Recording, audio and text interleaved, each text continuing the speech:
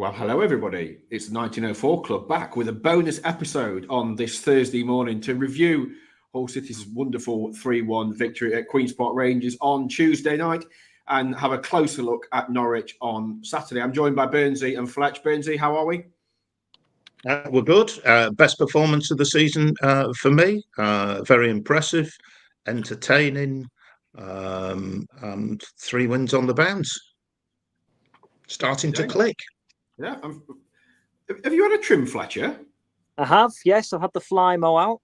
So the ears have been lowered. So it's all good. I agree with Burnsy. Things are starting to click. They look well polished, look good going forward. But I seem to have copped a little bit of stick because it doesn't seem right for me to think that we should go and get 3 in a row against Sunderland, Burnley and Norwich, which I think would be 3 more difficult teams than the trio they've just faced. So that would be an interesting discussion topic. Yeah, so let's just have a quick recap on the game. So they won 3-1. They could have been 4-0 down inside 5 or 6 minutes, but for Ivor Pandor. And that's a really interesting one because obviously the goalkeeper situation has been probably, for much of last season was a debate with Ryan Alsop and Matt Ingram. And then obviously Ivor arrived in January for Fortuna Sittard, didn't play a single minute. We all know, without recapping too much, that the owner did a Q&A at the end of the season where he suggested, for want of a better phrase, that perhaps Pandor should have been in the team. Liam Rossini didn't agree, didn't particularly rate Ivor Pandor for whatever reason. You know, with respect, he to people like us three and the rest of the fans. You know, Liam and the goalkeeping coach at the time, Barry Richardson, saw Ivor in training, so they obviously made that professional decision.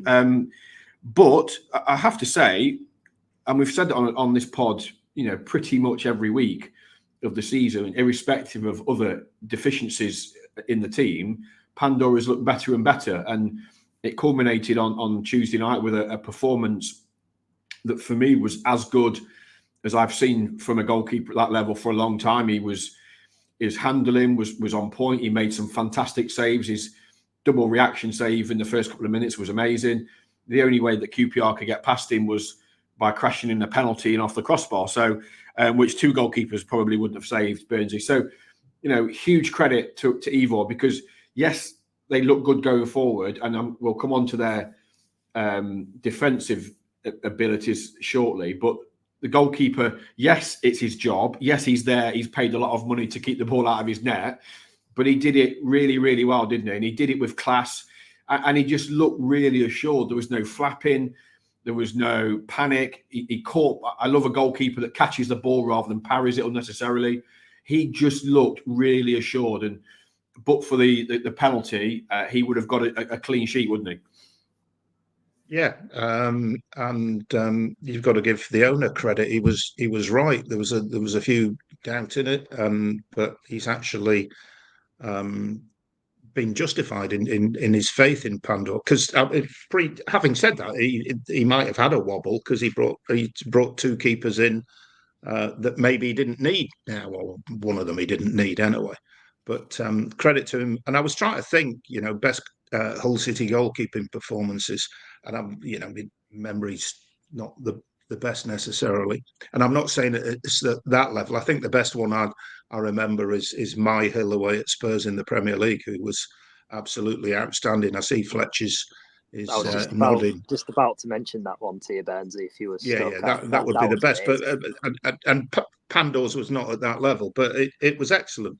And when you've got confidence in your goalkeeper, and I don't think they had earlier in the season till he's proved himself, it makes a big difference to a side because the defenders know he'll come, he'll make the right decisions, and he's slotted in nicely. And we've had a few questions already this morning to the 1904 Club saying where does it leave the keeper from Brighton? Try to give some names. Yeah, Bill Robbins says, is there any chance Brighton may look to recall Rushworth if Pandor's brilliant form continues and he doesn't get injured? Can't imagine them being too happy with him on the bench. And Tom Butler, the Brand's Tiger, strange situation with the amount of goalkeepers we have now. Does Rushworth get into this team at the moment? Does he end up getting recalled to his parent club? Thoughts, gentlemen? Go on, Fletch. Yeah, it's an interesting one, isn't it? Because I've been impressed with Pandor as matches have gone on and on and on. I think it's perfectly justified as to why he wasn't in the team last season. I think that, especially with goalkeepers and the way that both managers in the last 2 years wanted the goalkeeper to play, I think Eva Pandor was a little bit behind in terms of being able to move the ball out. I think he's been given that time now to really hone in on that on the training ground, and now we're seeing, we're seeing the results from it. I echo your sentiments. Better than Allsop.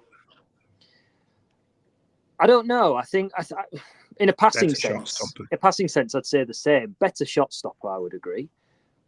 So it's nice to see that he's now up to that level when it comes to being on the ball, because that's the way that the club's going. Rushworth, yeah, it's an interesting one, because when Rushworth signs, and we know from last year that they were very keen to get him, you've now got that predicament where you've only got one spot, and goalkeepers are probably the hardest position to replace unless you have an absolute shocker or you get injured. So I would be, if I was Brighton, I would be a little bit peeved, shall we say, at Rushworth's situation. And he might, I'm not trying to ruffle feathers here, but he's going to have to be extremely patient by the looks of things. I'm not saying that he's unhappy or anything like that, but he's been brought in on loan to try and improve, or to thinking that he can improve, and he hasn't been given his chance yet. It's an interesting one, isn't it? And Richoppy as well. I mean, this time last year he was playing in the Champions League, and now he's third choice at Hull City in the Championship. I mean, but this is the thing, though, isn't it? And goalkeepers are a funny bunch. But as good as Pandor was on Tuesday night, he was first class, as I say. I hate doing player ratings. I hate it with an absolute passion. It's not something I like. Don't enjoy it. But I did give him a 10 because I just felt he was beaten by a penalty, which is he could do nothing about. But it is no exaggeration to say, without Ivo Pandor in that first 10 minutes, that Hull City lose that game. I mean, even if QPR, they had 4 great chances, but even if QPR scored 2 of them, City are 2-0 down after 10 minutes. It's a long way back. Even if they're only 1-0 down after 10 minutes, the makeup of the game, the atmosphere, the whole event is a very different occasion than it was because of Ivo. So look, I still think that at some point Rushworth will come into the team.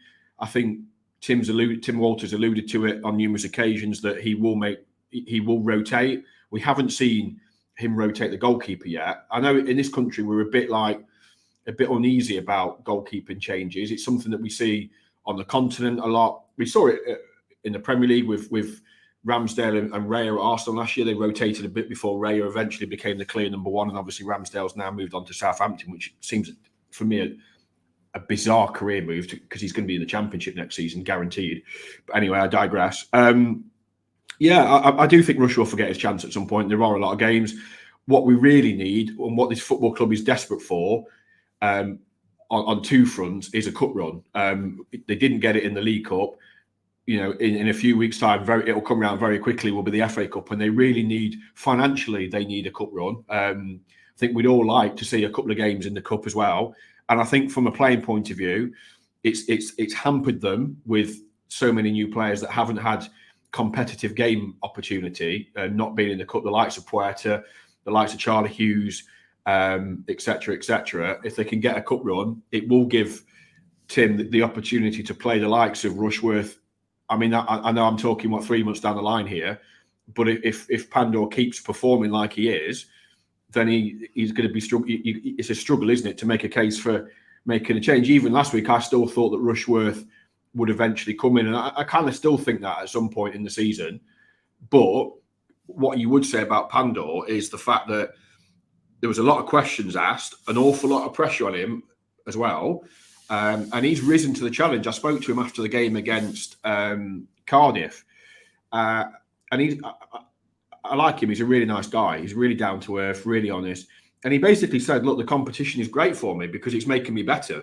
I'm improving. And that is where bringing other players in is a good thing, because he's gone, his level is raised. The bar's gone significantly higher, hasn't it, by having Rasiopi and Carl as well. So look, I only think this is this can only be a good thing for Hull City. And Rushworth will have to be patient, and I'm sure he will see what Pandor's doing, and that will raise his level. Equally, Rachopi as well.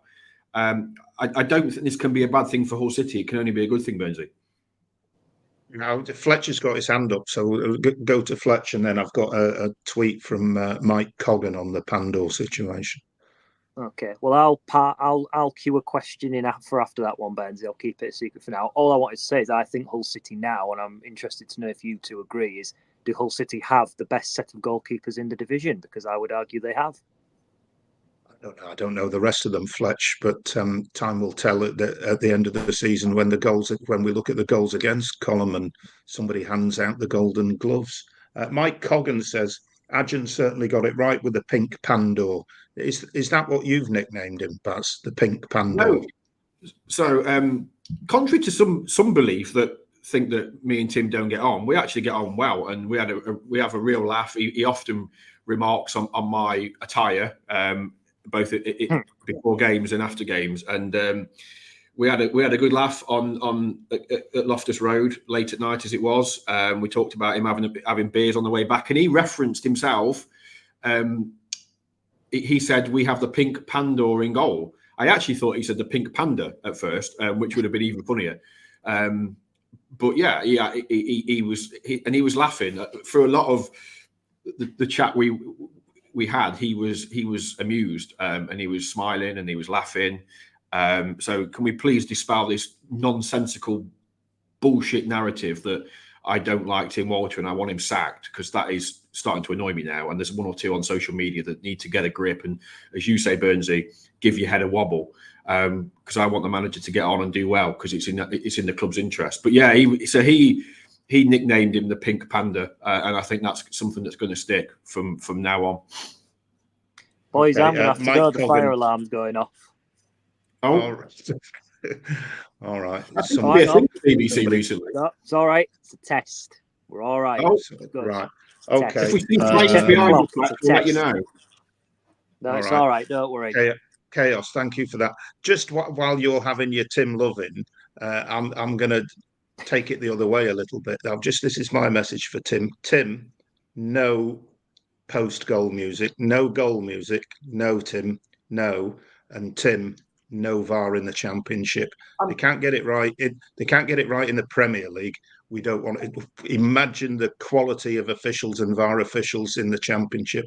Forget it. Maybe semi-automatic offsides or something like that, but forget it. That's my message. Let's move on. Yeah, quick. Just on I'm glad you brought that up, because I was going to raise it on the goal music. That was something that he offered up completely of his own accord, by the way, at the press conference.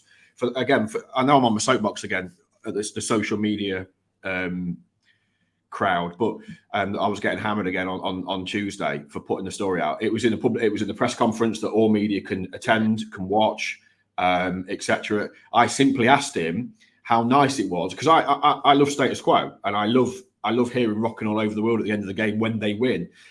So I merely asked him in the press conference how nice it must have been to stand there on the touchline when the referee blew the whistle and Quo rocking all over the world started playing. That he's not. Sam put it before, even in the friendlies, he didn't get that experience. So it's the first time I was like, what did that feel like? And he said it was great, but I want to see goal music. And obviously, we know we're a funny bunch in this country, aren't we? We are a bit funny about such things. But yeah, we saw it at the Euros in the summer. Every goal that goes in, there's goal music. It can work in certain environments. It's not for me. It's incredibly popular in Germany. Yeah, absolutely. I don't believe the Germans know about music. She makes a fair point. I don't believe it is something the club are going to be considering. I know Tim would like, has obviously had a discussion with the players about it, but I don't get everybody can just maybe take a chill pill, stop getting angry, stop abusing people. You are allowed an opinion, believe it or not, in this life without being, castigated, contrary to belief. But yeah, I don't think it is going to happen. But he's a manager that's coming into a new country. He's trying to get used to the customs. Obviously, VAR is something that they have down to under nines in Germany. So that they are that culture is wedded to VAR, and in this country, pretty much 98% of the population hates it more than anything else. So, again, that isn't something that's going to happen in the Championship anytime soon because clubs don't want it. I did note that Liam Manning, actually, the Bristol City manager, he's not happy. He wants it. He made a call after the game the other day saying that he thinks it should be brought into the Championship. Go on, Burnsy. So it's not just the just Germans. going to say, yeah, well, the lad at Norwich, who we might talk about later, Johannes Thorup, the Danish coach of Norwich. Yeah, don't get that wrong. That gets him angry. Yeah, Danish coach. Yes, he's calling for VAR as well. So that's 3 of them then. But anyway, not for me. No, I think. Sorry, I introduced it. It's a big separate discussion, VAR, but I just wanted to pass that message on. No, look, let's be fair. We're playing Norwich on the weekend. Yeah, we're playing Norwich on Saturday, and they seem to be a club that, funnily enough, does benefit from it. If you think back, me and you, Fletch, were at Carrow Road on the first day of last season when they scored their 97th minute goal because the ball went out. The ball went out of play. The cross came in. City didn't deal with it. Let's be fair. Yes, they played a few seconds over what they thought should have been the allocated time. I always said that Liam and Justin Walker were barking up the wrong tree with that. They should have dealt with the situation. But Norwich got a fortuitous goal that day because the ball went out of play. They got one at Derby last weekend, which was Sargent's cross, was miles out of play. It wasn't even close. And obviously, Borges Sainz scored one of his 2 goals. But yeah, I mean, I think it's going to run and run. And Liam Rossini was always dead against it. He didn't want it, I think, if I'm right in saying. But clubs in the Championship have voted unanimously against it so far. So I don't see it changing. But yeah, as you say, that's a discussion for another point. On the goal music, as I say, it was something that the manager raised off his own back, took us all by surprise. Yes, we get a bit twitchy in this country about such stuff, but I don't believe at this stage that there are any plans to introduce it. But if nothing else, it raised a discussion, and then City went and won the game, and hopefully let's put it to bed. This from JP Hull in Asia to the 1904 club. Great wins the last 3, but will they get exposed against teams higher up the league who will take their chances? Fletch? It's hard to say, isn't it? Because we're predicting the future, but I think the next 3 games, as I said right at the start, I think will be a very telling factor because I do argue the point that Sunderland, Burnley, and Norwich are, not all of them, but certainly a couple of them would be able to put away the 3 teams that Hull City have put away. And I think it is a step up in class. And I'm going to stand by that. And that's what I said on Tuesday night. Harry Bullemont also says we don't look like a team that's going to finish in the bottom half, but we are too porous in midfield to have a realistic chance of the playoffs. Feels like the better quality team will just pick us off, but it's been great to watch. It's all a question of, and I think Baz we make the point, if Pandor doesn't save one of those goals, the game is completely different. Yes, Hull City could have got on to still win, but you're digging yourself out of a hole, which Hull City have found themselves in a few times this season. So time will tell. These next 3 games, I think, for me, are going to be incredibly telling for what this season brings. I think, for me, if you're taking, a draw at Norwich, if you're beating one of Sunderland, Burnley, or beating both of them, then I will be a lot more energetically positive, even though I'm a positive person. I think the landscape... Did you see that earlier in the season?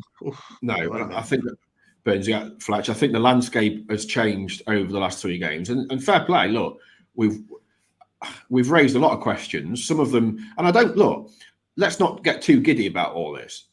The 3 wins have been fantastic. They've scored 10 goals. They've conceded 2 goals from open play. The other one, of course, being the penalty the other night, which I think was handball in fairness to Louis, who otherwise was brilliant again. But that's not a surprise. They've beaten 3 poor teams. Stoke were a mess, although Stoke obviously put 6 past Portsmouth last night. They've beaten what we thought was a poor Cardiff team, but then obviously they've beaten Millwall in the week, and they've won at QPR, which is QPR last season under Cifuentes, who just signed a new contract the night before, were a decent side at home. I think they've made big progress, particularly going forward. They look, I thought Miller was exceptional on Tuesday night. He was on my side in the first half, and he was just attacked. What I love about Liam Miller is his first instinct is to go forward. He wants to face up his man, take him on, and try and get across. It doesn't always work, but that's with respect to Liam. That's why he's playing in the Championship. If every time he took his man on, he put a cross in for a goal, every time he'd be playing in the Premier League. That may well come further down the line, but so he's still a bit inconsistent. But he was tremendous. He deserved his goal. I thought Balumi again was very good. The balance they had with two wingers, with a winger on either side, made them a real threat, and QPR just couldn't live with them. I am going to be, and people will call me Mr. Negative, but I'm going to be Mr. Objective here and say, in the 3 games they've won, they've conceded 51 shots at their goal, 21 of which came at QPR. That is, in 3 games, in games they've won, 51 shots at their goal is far too many. And I challenge anybody that disagrees with that and thinks that I'm being negative. That is, yes, they've beaten 3. You can only beat what's in front of you. And obviously, I think this Championship is shaping up to be probably the most competitive we've seen for a while, but possibly the weakest in terms of, I don't think there's going to be 2 or 3 teams that are much better than the rest. I think it's going to be much of a muchness, and we've seen that so far. But Fletch, you're bang on. I think the next 3 games, punctured by the break, of course, Norwich and then Sunderland and Burnley at home. I think those 3 games will tell us a lot more about the progress that we've seen over the last 3 games. If they can go to Norwich and I'd snap your hand off for a point at Norwich. I think they've not won there since 2010. They've 4 defeats out of 5, the other being a draw. That is Norwich. They've not lost at home. I think they've drawn 3 though, but Norwich is always a difficult game for us away from home. So I think anything there on the back of 3 wins, I think if you got a point there on the back of 3 wins, you say that's a terrific return, particularly going into the next 2 games immediately after the break. And then obviously you've got the 3 promoted teams who Oxford are doing all right, Portsmouth are all over the place, Derby are a bit hit and miss. But yeah, I think we'll know more. I think we'll know more after these next 3 games, Fletcher. Is that what you're saying as well? Yeah, that's what I'm saying. I think I just feel that if you was to look at the table come the end of the season, of course things can change and teams can go on magnificent runs and whatever. But with the teams as they are at the minute, I'd definitely have Sunderland and Burnley pushing for the playoffs or even promotion, top 2, over Cardiff, Stoke and Queen's Park Rangers. Now, I know Stoke put 6 past Pompey last night, and QPR... Tom Cannon hit 4. Tom Cannon hit 4, but from my reading, Portsmouth are absolutely abysmal, and every team can have that, and that's the beauty of the Championship. There's very few games where on a Saturday or whenever the game is, you go into the match and you think, right, that's a certainty. So let's see, but that is my genuine belief. If they do get these points against the next 3 teams, then I will. My pint glass, which is normally full of positivity anyway, will be overflowing with it, and I will really start to believe that City are going somewhere. Burnsy, that point that I made just then about in the 3 wins in this last 10 days, 2 weeks, whatever it is, they've conceded 51 chances. Am I right to be raising that as a concern? Well, I definitely think it's yes. Absolutely, I think it's a discussion point. But the point I was going to make on it is maybe that's part of the philosophy that just goes with the territory and the way he wants to play football. I'm sure he doesn't want to concede barrow loads of chances, but in terms of what he wants to create at the other end and how he wants his team to play, and given all we know about him, I think maybe that's just part of what we might have to accept. And yes, better teams with sharper strikers might take those chances. So I don't know. None of us know, because it's still it's still evolving. The whole thing's still evolving, and different teams will set them different problems. But City will set their own problems. So my feeling is it's probably just one of the side effects of, or maybe it is a real effect of the way he wants to play. Tiger Dorr says to the 1904 club, pleased with the last 3 results, particularly QPR. Good to see Pandor's confidence improving. It's a marathon and not a sprint, so I'll reserve judgment, though the next 3 games will give us a better idea as to where we are. Still worry about the defence and marking for set pieces. And Rebecca Robinson says, great attack and overall improvement, but still poor transition from defence to attack, I presume. What do you think is the solution? Thanks. And this from Dave Weldrake, it says, Burnsy, it's looking like your optimism before the season and the insistence that they're given a chance before the panic button was pressed was realism, whereas the rest of the gang, I'm looking at you two, were unduly miserable and pessimistic. He has put one of those laughing with tears emojis there. Looking good going forward, but needs to tighten defensively. Is it a theory that just the nature of the way they play, the opposition are going to get chances, though 50 odd is quite a lot? Fletch? Well, I said to you guys, and I think I've mentioned it in the first couple of weeks, I can see this being like, I've certainly referenced that I think it's going to be like Leonid Slutsky football, where if you look at the end of the table, they could score 70 goals, but then they could also concede 70 goals. And there'll be weeks where they pump a team, and then there'll be games where they probably, get rolled over pretty easily. So it's just a vast lottery. But I've just wanted to reserve judgment because it's clear and obvious that this has been a very methodical set of tactics that have been given to these players, and it's taken them time to adapt to it. And now we're starting to see those shoots come through. And I've said that the last couple of weeks. I still think they're capable of more. If you beat Burnley or Sunderland, as I go back to my previous point, sorry to sound repetitive, but if you put 3 or 4 past them, then that is a clear statement to the rest of the Championship that will make teams possibly even set up differently to how Hull City want to play. They might then become more defensive, and City might then become a quicker team, even quicker, and be able to pick through gaps in teams that might decide to start to sit in like we saw last season, but they might be a little bit more penetrative and create more chances that are clear cut and score more goals. Yeah, look, I think I stand by this. The issue, the concerns that we raised a few weeks ago were fair and reasonable because we watched the games, we talked to people. We don't make things up. We don't just wake up in a morning and go, we're going to drop this bomb today and cause, because we want to create a shit show or be. We want Hull City we want everything to be calm. We want everything to be great. Hull City winning football matches and scoring goals. That's ultimately what we're here for. But equally, we're not happy clappers, and we're not, to coin a popular phrase, we are here to give our opinions on what we see, and that's what we do, and that is what we've done all season. And I'm really pleased, genuinely pleased that they are starting to find their groove. Attacking wise, I think, Burnsy, you said this, that you felt that was their best performance of the season. I don't think it's any coincidence that came with having Miller on one side and Bellumi on the other, because they had natural balance. When you've got Abdouche, when you've got either Bellumi or Miller on one side, then you've got Abdouche on the other.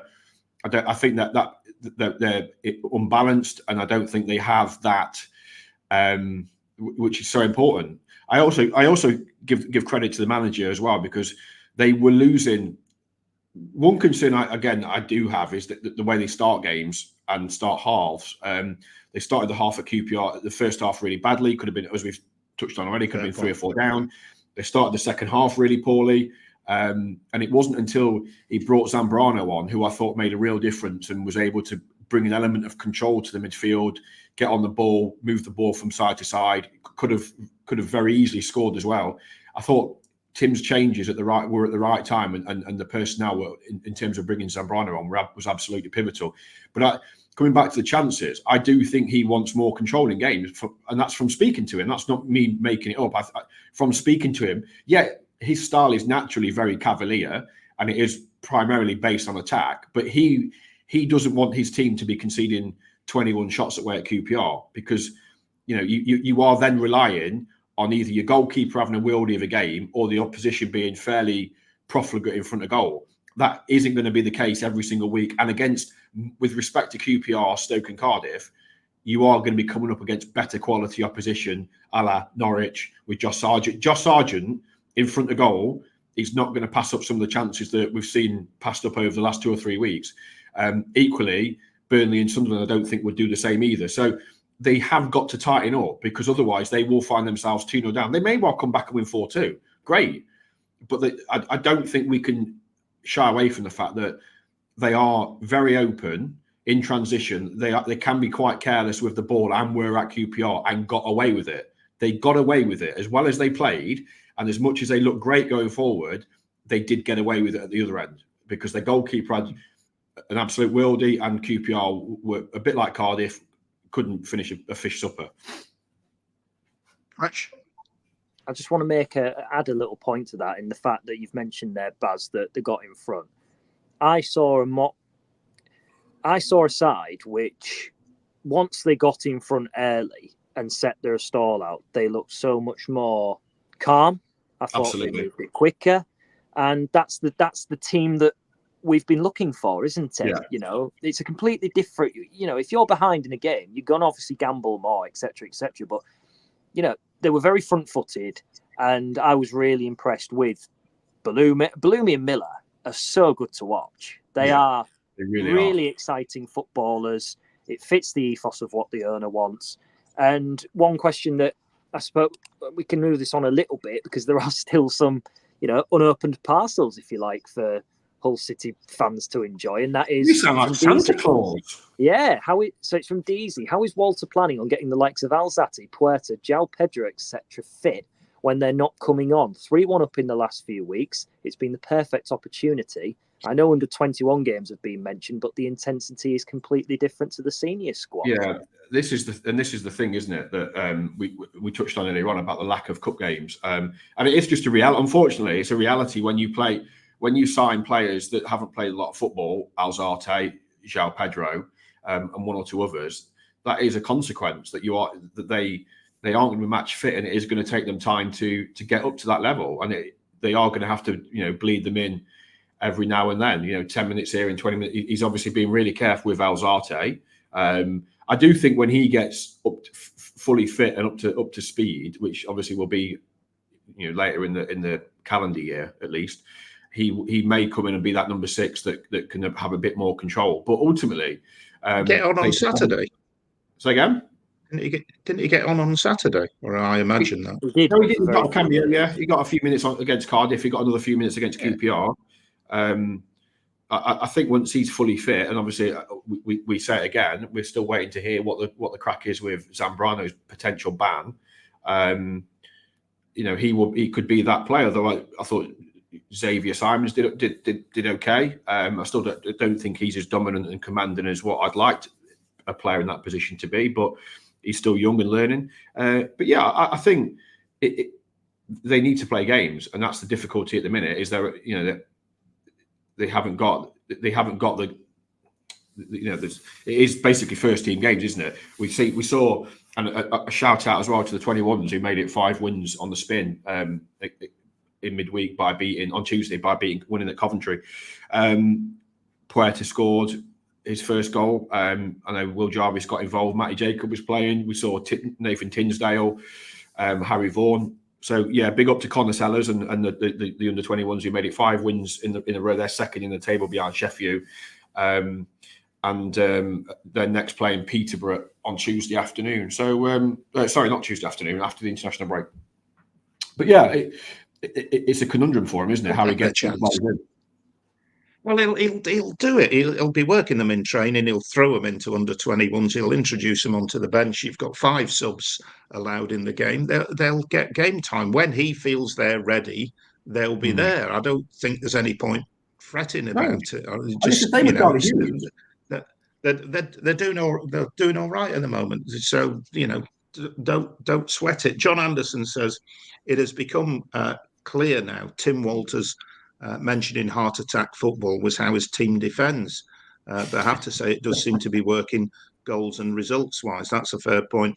And the Lemon Kid, who's been very critical, says after 3 wins on the spin, maybe some of us were wrong about the manager's philosophy and the way of playing.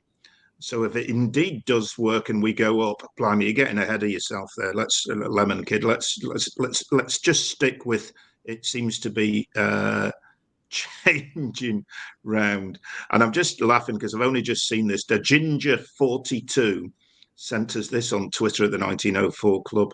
I made this for us to fill out. Well, he's including himself an Ivor Pandor apology form to Ivor Pandor from Day. It's quite good actually. Good, reason for behaviour.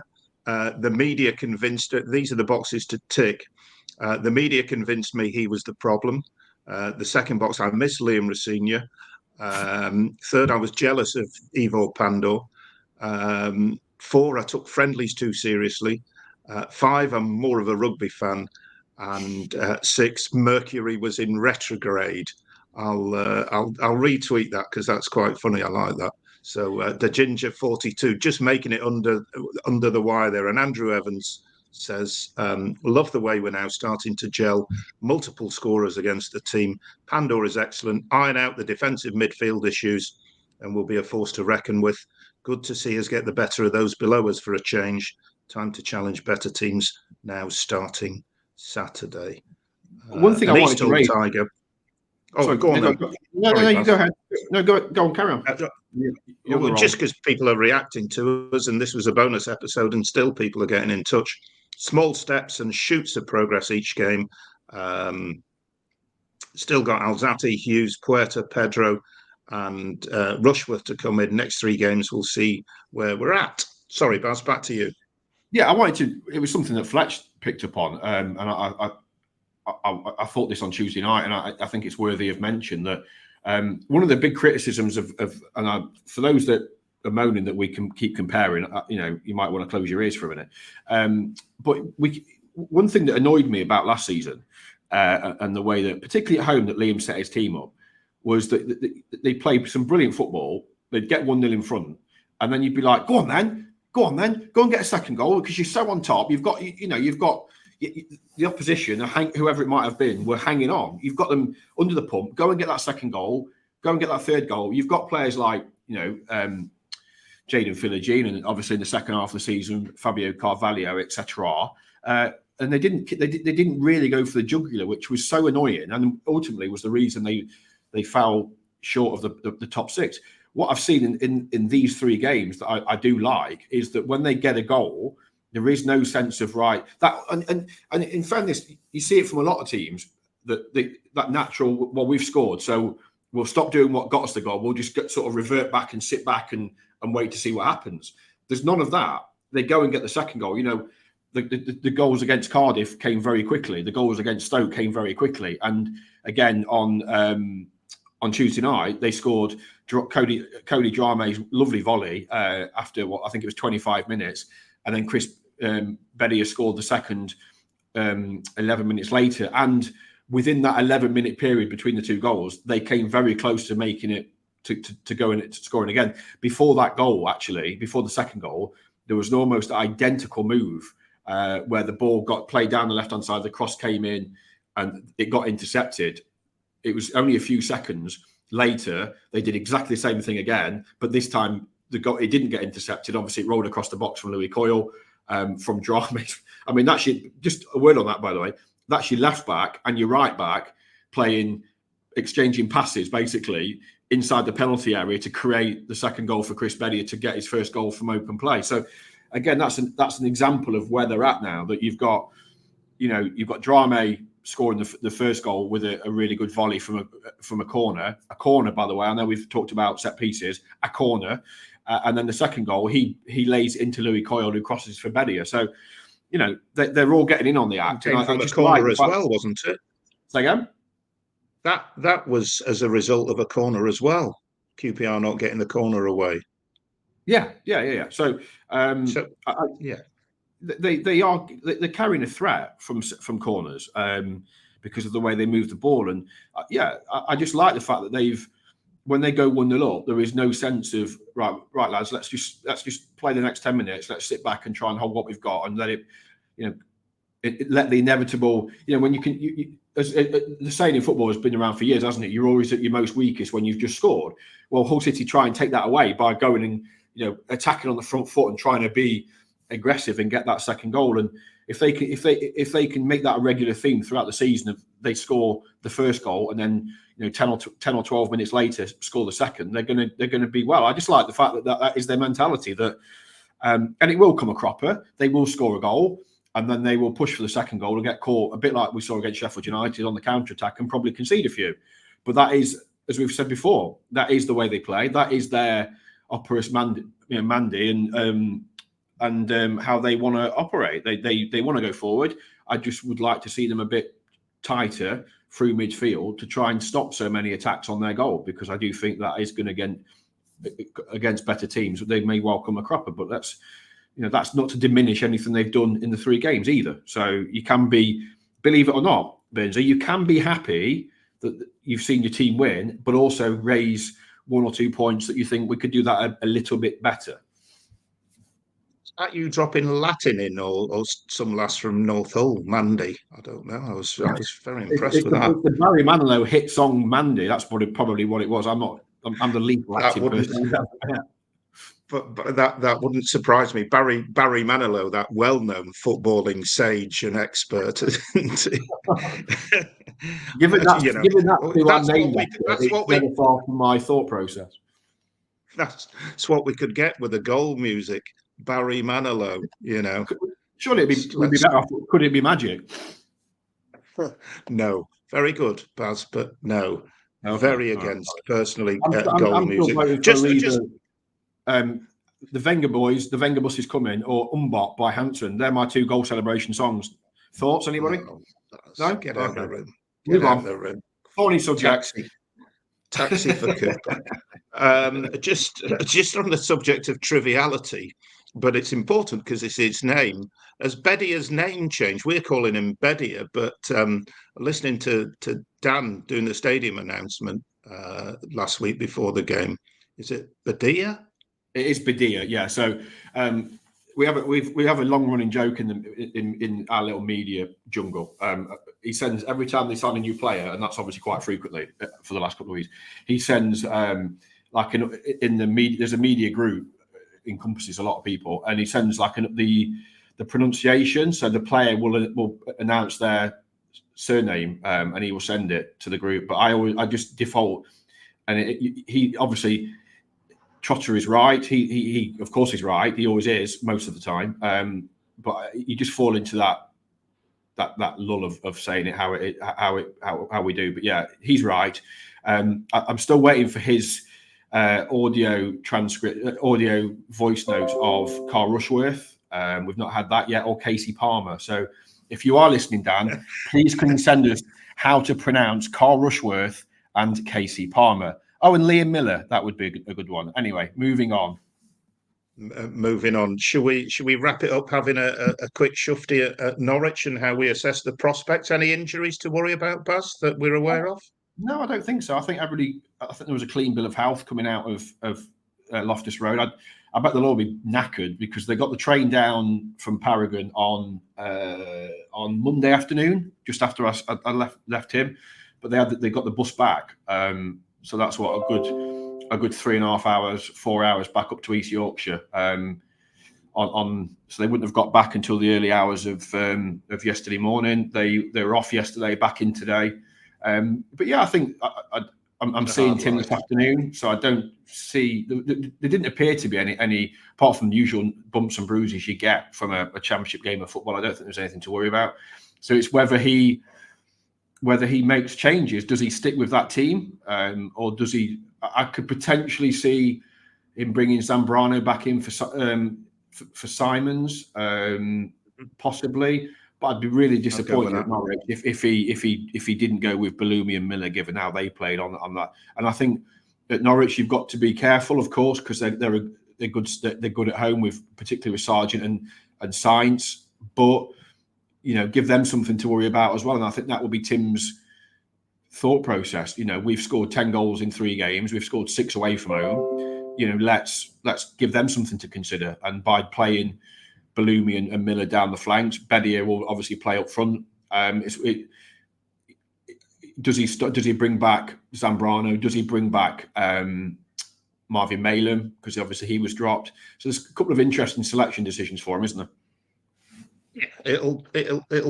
I can remember doing games with Nigel Adkins, and he'd saying it's always the third game in the week where the rotation comes in. But he's rotated Tuesday; it's worked for him, so there might be the odd tweak or two. I agree on the Simons one. I'd like to see Zambrano back in personally in terms of what we're seeing. You say Norwich, and I know they've not are good at home. They've not lost at home, but it's 1 win and 3 draws. So they're not necessarily brilliant at home. They're all right at home. And they're still in transition. They're in them, like us, are a club in transition. They've changed. They've gone from Wagner to the new manager, so that's a different approach. They've had a big turnover of players. Obviously, we've seen Jonathan Rowe leave. He's gone to Marseille. Obviously, Kamara's come here. 1 or 2 other big players have moved on from Carrow Road as well. So they're a club. They are a club in transition. But I always just feel that, however Norwich are doing, whatever the narrative around them is, Carrow Road is always a really difficult place to go and get a result. Early kick-off, what difference does that make? It's a game. We go there full of confidence. Of course, 3 wins on the off the bat, and 2 of those are away from home. So we go there full of confidence. But it is a tricky assignment, and I know they've drawn 3, but obviously they did take the lead against Leeds in midweek and were pegged back. But so look, they've got good players. They're a good side. They got to the semi-final, although they were absolutely paced, weren't they, Leeds in the end of it. But I think they're a different setup now, a bit more pragmatic possibly. But we'll have to wait and see. But it is, for me, it's a really, really, really difficult game down there. But if you can get something out of it, you come away happy as Larry, whoever he was, and go into the international break and that week in Turkey, very, very happy. You've Fletch, I know you had to dip out for a few minutes, but Baz is dropping all sorts of names. We've had Mandy, now we've got Larry, and I don't know, mind you, we're more like Larry, Curly, and Mo. You'll have to look that one up. Fletch, just a quick final thought from you on Norwich. How do you see it? Well, it could be a lot. It's a lottery, isn't it? Anything could happen. I think if you're going to go into this game, now's the right time on the back of 3 wins. And I know that sounds boring, but that's the situation that they find themselves in. One of my mates, who's a Leeds United supporter, I messaged him on Tuesday night and I said, "What do you think of it?" Because Leeds obviously have got high expectations as well. And he said, "Well, it could be anything. You just don't know what's going to happen with Norwich. You could have them winning by 3, us winning by 3, score draws, and that's what it turned out to be. Very unpredictable. So I'm going to sit on the fence on this one. I'm confident that we, as a side, will continue our goal scoring form. However, it's interesting to see what Norwich team turns up. But wish them all the best, and hopefully his form continues. Before we go, I've got a quiz question for you. So City are only one of 2 teams in the Championship that have won 8 games in the calendar year so far. Can you name them, Burnsy? No. Oh, that's killed that one, Fletch. 8 games in the calendar year. This is your territory, Fletch. Oh, no, God, no pressure. QPR twice. Cardiff. No, wrong. No. Go back. No, we lost at QPR last in December. I know it sticks in my mind because. Hang on. Are you saying away games or? Yes, one of 8 teams. Right, you didn't say that the first time. I'm sure.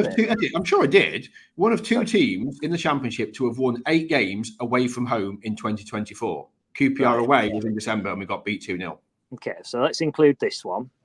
Stoke. Well, I thought you meant who was the other team. Yeah, no, it's a team we can't talk about. Southampton, Coventry. Right, stop. Go back. I'll tick them off. Ask me a question and I'm answering it. Well, I'm getting old, mate. I'm past 40 now. Go on, start again. Start again. Well, let's go with the most recent one then and say QPR, and let's work backwards. Yeah, you got that one right. Stoke. Yes. I mean, that one long ago, Baz. Come on. How many sleeps have you had? Right. The 2 that I've mentioned are Southampton away and Coventry away. Yes. Struggling after that. Come on. No, don't be like that. Because I've hibernated since then. Come on, Ben. I'm gonna have to rush you on this. No, I need more time. I've got Christmas coming up. All right. Well, it's like you're gonna have to listen. Leave it for the listeners and viewers. They can tweet you. They can finish off the other half. No, there were three. Start of the year, obviously they won away at Sunderland. 1-0 Fabio Carvalho. There were those three big wins in a week. Huddersfield, that amazing conclusion when Greavesy scored about 98 minutes after they'd equalised in stoppage time. Then we went to Rotherham and won in midweek, and then there was the Southampton win as well. That was February, wasn't it? And then there was the really important one at Cardiff in April. So that's I'll be honest with you, Baz. Some of those that you mentioned, I thought were in the actual before Christmas. I thought Huddersfield for some reason was before Christmas. That was the last time they won 3 in a row. So it was in February. Huddersfield, Rotherham, and Southampton all came in a week, in the space of a week. There was obviously the Sunderland game on. I think that was a Friday night on the telly box. Fabio scored, and then obviously the game, the win away at Cardiff when there was a lot of pressure on them, because I think Norwich had won that. I think Norwich had won the early kickoff and they'd gone something like 6 or 7 points adrift to the playoffs, but needed to win that, and they won 3-1. Scored some good goals there. Then obviously went away to Coventry and won at Coventry, and then obviously, as you rightly mentioned, the 2 this season so far. So Leeds are the other team to have won 8 in the calendar year. But yeah, so if City were to win at Norwich, they'd go ahead in that. Very impressive. Yeah, it is though. It is really good to have won 8. I just feel sorry for a lot of the home fans that haven't seen that many wins at home, but hopefully that dial is turning, and we've seen 3 this year. Maybe we can have 5 by the end of the Burnley game on Wednesday later the month. I suppose, Bensley, you can contribute to this. There's not been many seasons. Doubt it. 2016 and 2021 spring to mind. Doubt it. But the quizzes have just nodded off. Go on. Have you got another just question? That was really how many times have you gone into a season on the basis of those 8 games? How many times have you gone into games thinking, we can win by this many, rather than just thinking, they can win this today? Because there's a big world of difference, and at the moment, I still think Hull City are one of those teams where you can see them winning away games, but you can't see them putting people away comfortably. I don't know. They've won 3-1, 3-1, 4-1. Yeah, but you've won 4-1. We're all trying. We're still trying to get our head round what they're about, basically. And I think the manager's still trying to get his head round what they're about. I think he still tried to look for the right blend and what works, what doesn't work, and everything like that. At the moment, it's enjoyable to watch. A few games ago, it wasn't. I mean, even in the Cardiff game, we're scratching our head thinking they're giving them too many chances here. But it's the way he wants to play. He's, and it's been refreshing. It's been enjoyable to watch, and they're perfectly capable of anything, as you said earlier, can happen at Norwich, but they're perfectly capable of getting a result there. We'll just have to wait and see. You've got no more quiz questions, have you, the pair of you? No, I'm out. That's me done for the year now. Could you just check on the pedestrianisation of Norwich City Centre? I need to invest in some of those noises that you have at the BBC where you go ding or But anyway, I don't know if my budget. Otherwise, we'll all be wearing anoraks on the next episode of the 1904 Club. Well, 2 of you will be anyway. I'll have to message Crooks and say quiz questions. Anyway, right, let's go, because people are probably switching off now and just thinking that's a load of rubbish. And they'd be right. Anyway, thanks for joining us, everybody. Thanks for watching. I'm getting a Chrome will relaunch in 20 minutes, so I better turn my thing off before I lose it all. And safe journey to those that are venturing down to Canary Country on Saturday. Let's fingers crossed for 3 points, and we will be back at some point next week. Burnsy, cheerio. Fletch, tatty bye. Cheers, mate. See you later.